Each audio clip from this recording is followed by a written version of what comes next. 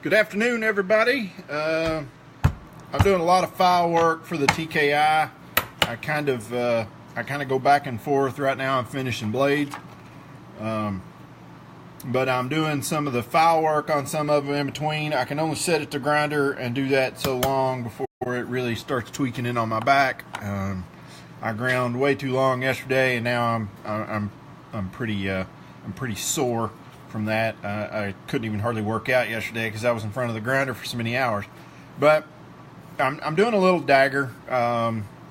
It's kind of a modified, if anybody, when they get to the TKI, whether they watch this or not, I don't know.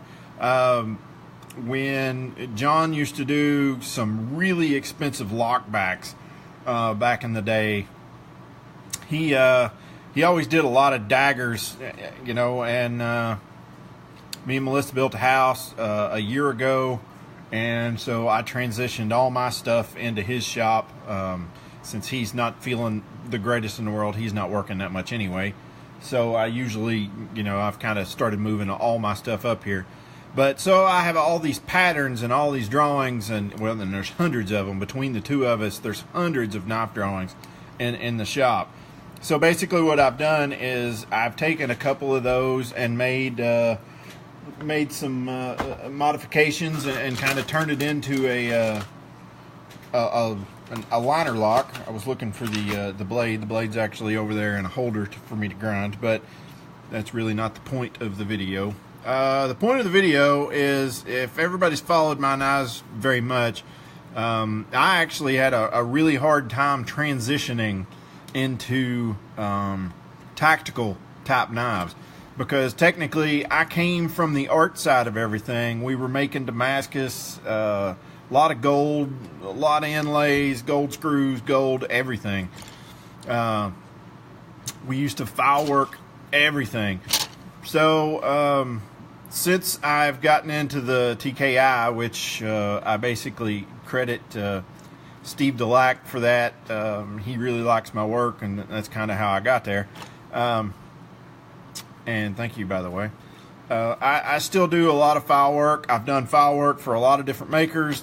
I'll do it for knives. I do a lot of it for Mick Strider. Actually, most people don't realize it, but me and Mick actually do quite a few knives together, because Mick does awesome knives, and all I really do is just dress them up. TKI, we should have one that is totally my knife, and then Mick's doing all the grinding. So I'm kind of anxious to see how that turns out. But basically, I want to show everybody on this dagger, I'm doing a very different kind of file work on it. I'm doing a rope file work all the way around it. If you're wondering what rope is, here's a blade that I done a while back. That's rope. It's kind of one big round cut and then a smaller round cut to kind of connect them, and it doesn't file out exactly the way you want, because you've got to start here and then go up and over, and you always want to go straight when you're doing that, and you have to remember that you have to round it over. Now on stuff like that, I usually can just sit down and eyeball how I want to do it, but I've also done that for 25 years on file work. But on something like this, on a liner, and you want to connect them, you want to go across, you got to lay it out kind of. So the first thing you're going to do is you're going to measure your blade. Now, I had a scale sitting here 10 seconds ago, and I moved everything. You want to measure the length of your knife. This one winds up being about 4.5 inches. So the reason I say that is that if you start doing it on a big knife, you're going to wear yourself out before you get through the first side. So you're going to have to start doing it 4 or 5 different sessions. But I've already started one side. I started doing the big cuts. I'm starting to do the little cuts on this side. What I usually use is a 1/10 scale. What you want to do is you want to set this up. I basically want to start in a point that I know I can get one solid cut. So I always start at the very back of the knife on the very top, right here above where the stop pin is going to be. I always set it up right here, and that's my first mark. And I do that away from this little corner, because cutting into that corner is going to be tough. You don't want to do that if you can help it. Now, you may come over and get to another corner and things, and sometimes, no matter how you do it, you're going to have to cheat over or back just a little bit to stay away from those corners, because it's really hard to arc something and make it look right if you're going over a hump like that. So basically, the only way you can get it to cut, if you were going over this hump, the only way you could get it to cut and make it look right is to go extremely deep, because you've got to go over that corner. So you want to try to cheat it either forward or back to try to stay away from that. Now, your file work, you may have to go just a little deeper on these two, and then cut this one a little different, a little deeper to connect those. But you can do that, and it kind of just blends in with the bolsters, and you're never really going to notice it, because if you cut through that gap, you're going to notice it then. So I basically, the way I do it is when I set it up, let me try to get it this side. When you set it up, you find your 0 is the 1 on there, and then I count over 3/10 and I make a mark, and then you're just going to keep doing that. Go 3/10 and make a mark, 3/10 and make a mark, so on, and you're going to stay on that deal the whole time, and then you're going to come to the next one and go all the way around the knife. Now, the biggest thing that you're going to do to really keep from messing up, you can't go and get chainsaw files from your local hardware store and be able to chase files around it. I can use a chainsaw file to do some really rough cuts, but they don't work out as well as doing a decent file. It just doesn't. The sad part about doing file work, for anybody that watches this and just wants to do file work, you can try to find some fine cut files at your local hardware store and things like that, but to really be able to start doing a lot of this stuff, you're going to have to start getting some they're going to be Swiss cut. That's always your best bet. You're going to get Swiss cut type files. This is a Grobert. It's a number 2. The downside to these little files is they're about $12 to $14 a piece, depending on where you can find them. And then I go all the way to, this is a Grobert's number 6. The other one was brand new. This does a little better cut. I mean, a little cleaner. Sanding it out won't be as bad. But that's basically how you want to start. Now, I've already done this one with a big file. I'm going to show you on this side basically how you're going to need to start. Once you get your marks on there, you want to take one of these needle files, and the first thing you got to do is come through and make your cut. Now, you don't have to go all the way across. I usually do, but the first thing you've got to do is, the cut that you do the 3/10.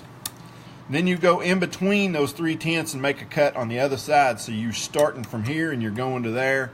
It gives you a 1/10 and a half to travel. You want to go on this side and make this cut. Just straight up, just make this cut. And the reason you want to do that is because no matter what you do, eventually you're going to slip and you're going to wipe out all your cuts. And then you're going to have to sit here and go back to one of them that's cut and go 3/10 and start marking that every time. So you just want to make a cut on each place that you got one. And after you've done that, you want to come across. You want to come across it and start your round. Okay? Go ahead and start your round. I've already done this pretty much, but I'm just trying to show you what I'm talking about. Start your round. Okay? This is one that you can, this is the same thing. It's a Grobert. This is a half round. One side is 3/4, one side is a half. I usually use, not 3/4, I'm sorry, 1/4. This one's a half. I usually use the quarter depending on what I'm doing. So basically, after you've made that first round, you're just going to start cutting down into your cut. And this is the reason I said you want to do that. If you don't, it will take you forever when you accidentally slip.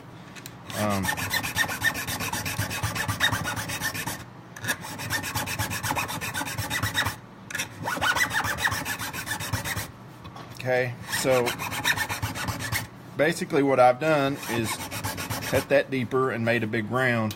Now, one thing that I do have is I have tons of these files. That one's cutting pretty slow.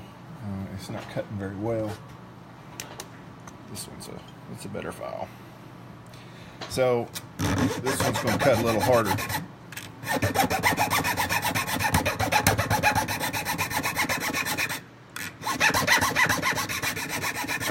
For somebody that's just starting this, finding thin leather gloves is a good thing. I tell you, a good cheap way to find leather gloves like this. My fingers have been burnt so much that these files have to get really, really hot before it starts bothering me. But if you go to Walmart and find yourself a left-handed golf glove that's pretty cheap, you can use those for quite some time on your fingers, and they're thin enough you can kind of still feel stuff. I hate wearing gloves. It really bothers me about being able to feel the files. So basically what I've done is I've worked my hands up to be able to do this. But if you'll go to like Walmart, another good glove that I've found that I have used is racquetball. You can find left and right hand racquetballs, gloves in Walmart that are kind of a thin leather. They're usually less than $10. And I tell you what, if you're right before a show, you're doing this on 10 knives, I'm telling you, you'd pay $100 for each glove if you could. I mean, just to get to be able to get through it. But anyway, now that I've done this, I'll show you how to finish off this cut. Okay, you don't go back over it and polish this groove yet, because you're going to wind up slipping more than likely by the time you're done. So now that you have these two, that's your bigger cut. I think this lot is messing it up, but you've got, I don't think my camera's focusing very well. But there's the two big ones that I've got. I'll move it when I get this so you guys can see it a little better. I still never have bought a good camera. I'm still using my phone to do this. So you take your needle file, and this one's a little harder, so you're going to use your fingers basically as a guide, and so you have a tendency to file your fingers to pieces. So use your finger as a guide, get this started. Just make small, easy cuts until you actually get your cut started. Then you're going to actually make it across. So start down low, come up high, and get it started all the way across, and follow that thing. Don't go straight or it won't look like rope when you're done. Now you go all the way across, and then you're going to go down.